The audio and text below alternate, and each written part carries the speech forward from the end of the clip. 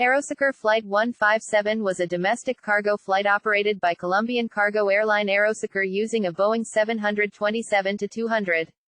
On 20 December 2016, the aircraft crashed shortly after taking off from German Alano Airport in Puerto Carreño, Colombia, on a flight to Bogotá. The jet overran the end of the runway, struck the perimeter fence and other obstacles before becoming airborne, but lost control and crashed about 2 minutes later and 4 nautical miles (4.6 miles, 7.4 kilometers) from the airport. Of the 6 people on board, only 1 survived. The subsequent investigation found that a number of factors, including a takeoff weight in excess of the maximum permissible, an incorrect takeoff technique and a slight tailwind resulted in the failure of the aircraft to become airborne within the available runway length. The Boeing 727 arrived at Puerto Carreño on the day of the accident at 14:48 local time, after a cargo flight from Bogotá.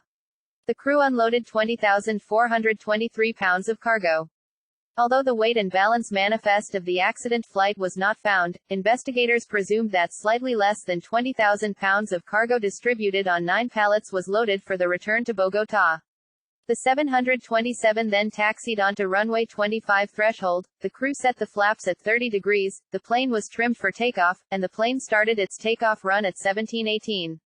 The 727 used all of the 1,800-meter (5,900 feet) runway, but was still not airborne. It traveled another 95 meters (310 feet) over grass and struck a perimeter fence.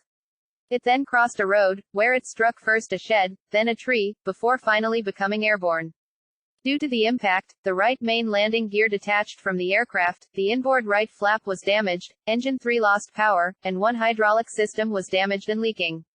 The aircraft achieved an altitude of 790 feet (240 meters), entered a slight right-hand descending turn which completed a near 270-degree arc and then impacted flat terrain, bursting into flames.